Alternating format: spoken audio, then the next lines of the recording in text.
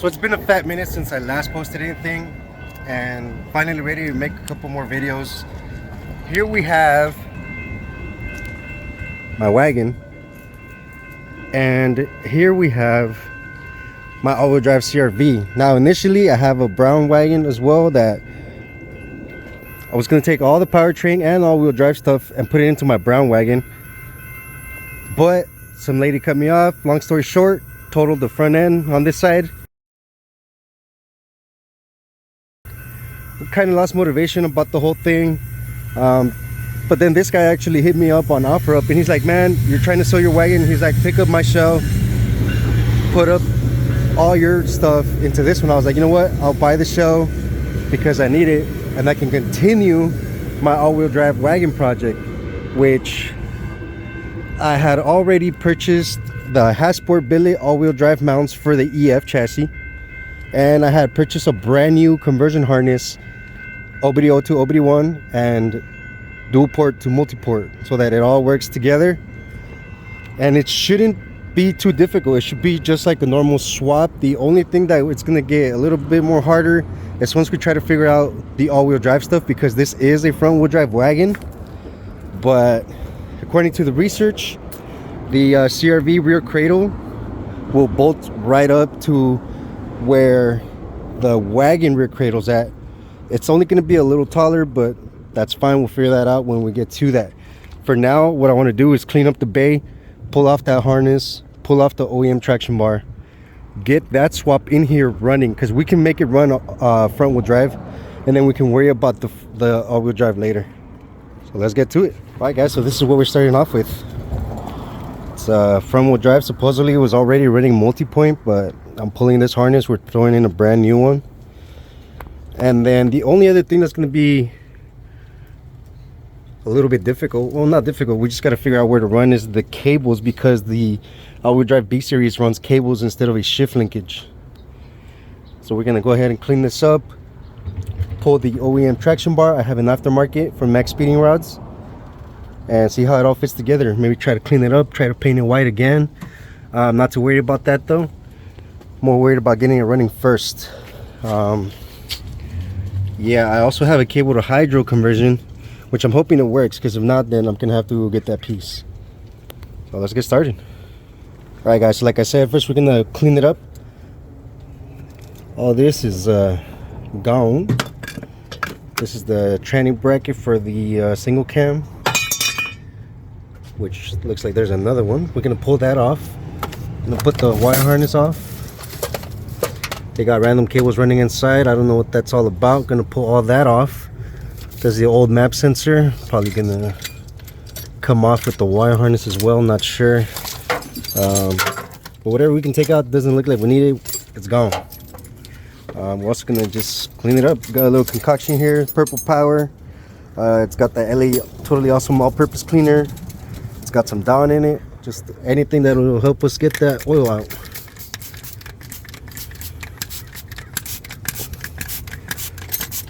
If this bottle works.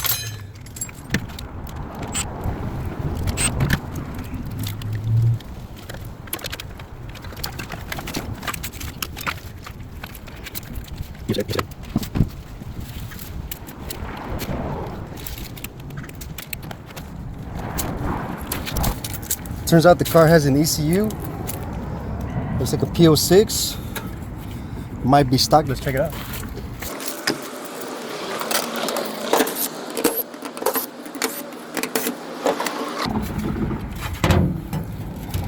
So this looks like a very, very nice board. This was a P06, but it has already been chipped. This is the chip right here. This is actually really, really nice. I really like this. This little lever releases the chip without having to push it in or pull it out and damage the prongs on the chip. So this is really, really nice.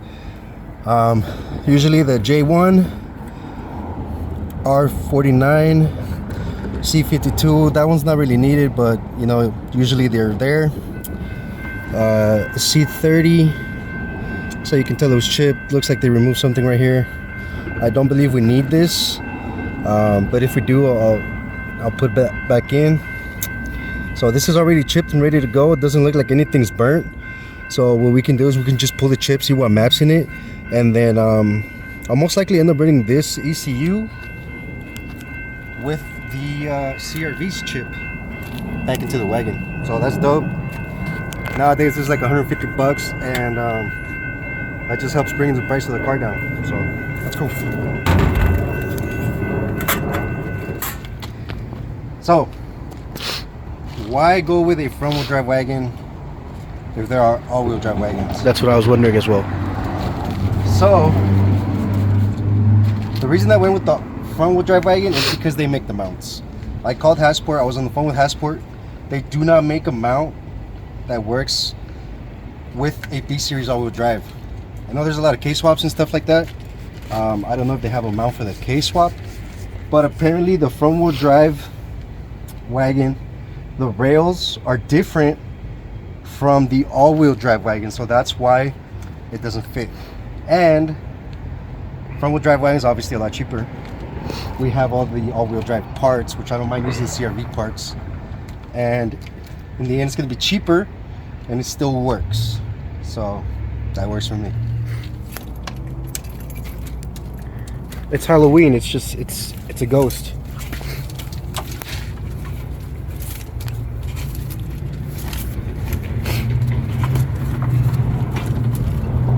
So I have no idea what these cables go to.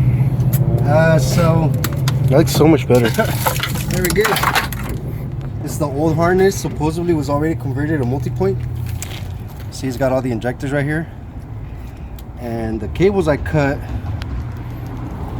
probably VTEC, I don't know. But out with those. And that leaves us with this stuff to figure out. Way better than before.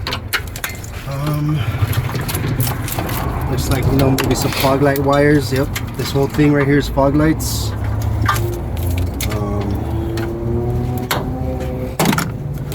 So we don't care much about that right now. These two, I believe, are the seatbelt power wires, but yeah, seatbelt power wires. All right, so touching my engine bay with my dirty ass hands when we just cleaned it. What was this? I think this was VTEC. So anyways, double nutted up on a Tuesday night, you already know. Gonna put the fuse back. I think it's Monday. Gonna put the fuse box back. Gonna pull off that T-bracket. Yeah, it's Monday. Gonna pull off that mount. Gonna put this back on.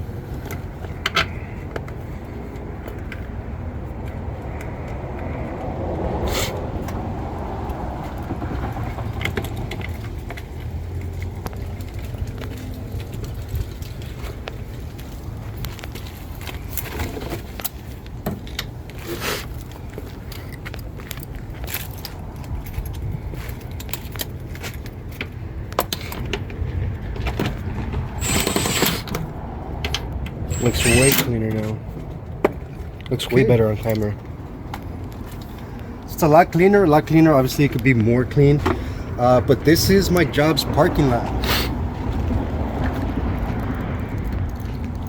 And they don't even know that I have this car here. And this car here. And if you walk right over here. And this car here. Yeah, well, this thing's pretty nice though, like pretty mint. This is 89 Honda Civic, obviously DX base model. Besides the bumper, the car's pretty nice. This will buff out, it'll come back pretty good. The hood is not too bad. 100% original everything on this car. It's a 5-speed. Just needs this fender. We'll probably get to you guys on that one for another video. Try to find this fender. Probably work this out a little bit. Try to find these moldings. I believe these just stick on as opposed to the newer ones that clip on. Because obviously they rubbed it. So, but it ain't too crazy. But that's probably what ripped off the bumper in the first place. So It's got an original Honda radio, right? Stereo? original radio, original speakers. Crazy. And Even the trunk is super clean, but I don't have the keys on me. And yeah, this is either gonna be a daily or a flip. We don't know yet. Back to this. Let's pull off that T-bracket and let's pull off that mount.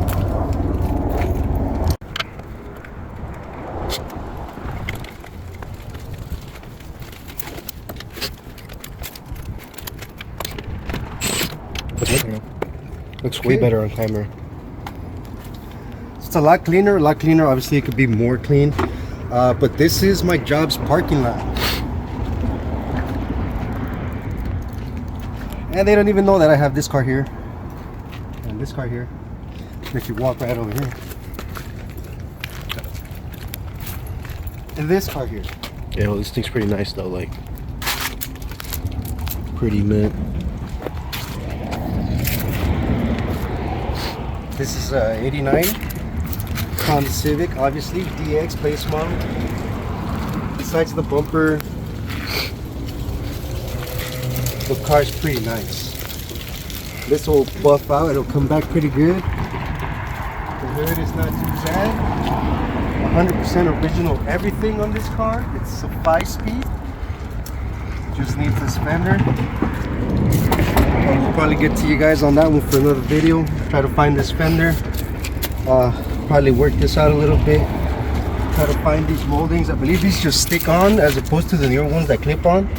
Because obviously they rubbed it. Tell. But it ain't too crazy. But that's probably what ripped off the bumper in the first place. So It's got an original Honda radio, right? Stereo. original radio, original speakers. Crazy. And even the trunk is super clean, but I don't have the keys on me. And yeah, this is either going to be a daily or a flip. We don't know yet. Back to this. Let's pull off that T-bracket and let's pull off that mount. All right, so here's the progress so far. We didn't have like a hose to be able to wash this, so we used a bunch of water bottles. But it looks a lot better than it did before. A lot better. Got the harness out. That's right there.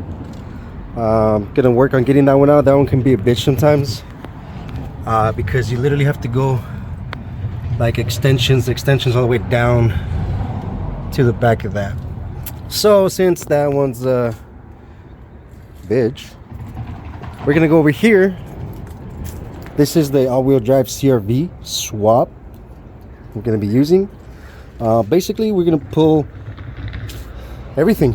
I mean, gonna pull the wire harness, gonna pull the turbo, oil feed, downpipe's just a little shorty one right there. Gonna take off the wideband, pull off the piping, take the battery out, and drain transmission fluid, and essentially leave it ready to just pull it right out and throw it right back in. We also have to get the 4 bolts from the drive shaft, which are, I believe, 10 mil or 12 mil, and that should be it on this one. Nothing too crazy.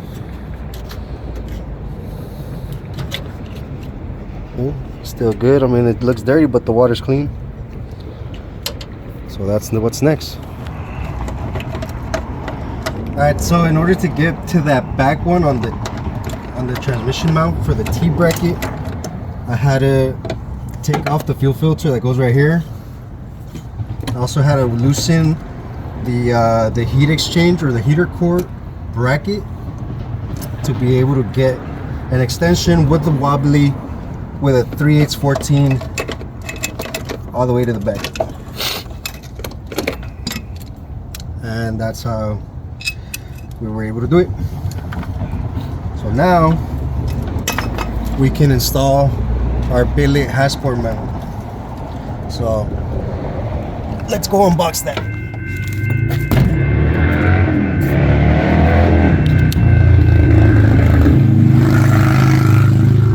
We're filming here. Alright guys, this is the unboxing for our EF B series all-wheel drive Hasport mounts.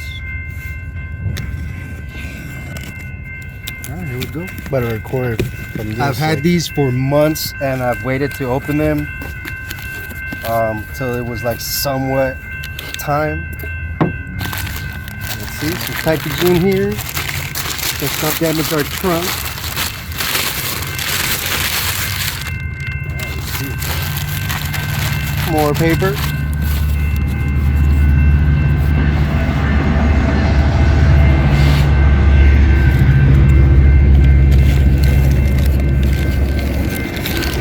Let's see, what do we got here?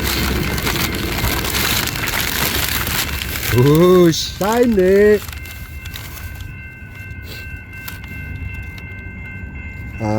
Doesn't appear to say Hasport anywhere. So that's a shame.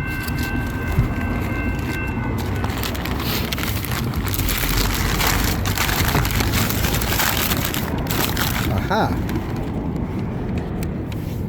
Right there. EFB. So obviously this is a 2-post mount. Let's check it out.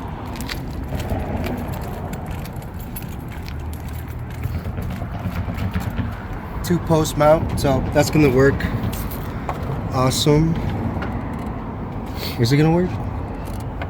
It looks like it's gonna work. Hopefully it works. I don't know anymore. We'll find out when we find out.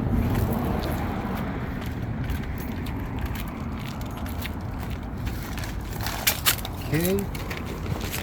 So what do we got here?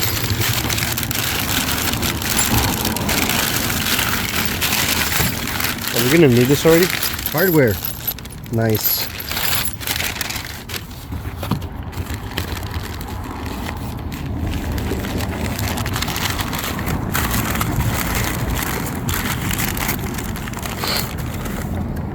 This is the transmission mount. Why is it black? Because it's not billet, obviously. My guess, don't quote me, but my guess is that this mount and this mount are the exact same for your regular B series swap. The only thing that changes is obviously the transmission mount. And the kit comes with a T-bracket. So this is the B series EF all-wheel drive T-bracket, which goes like this, which is already a little tight, which is, it's okay, it's good. And this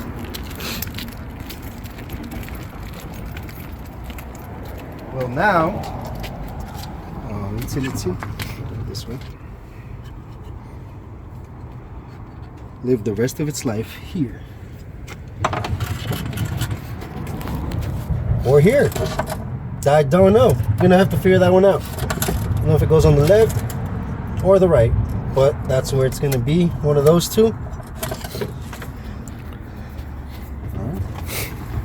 My guess is on the right.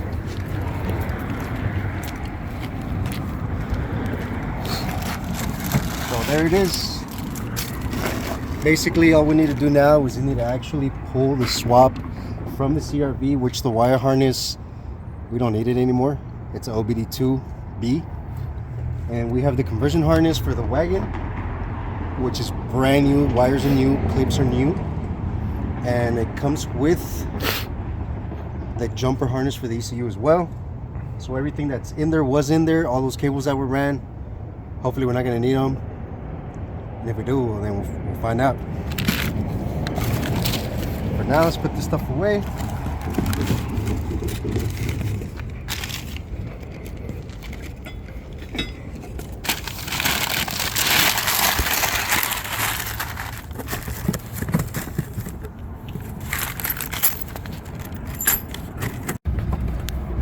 What the fuck?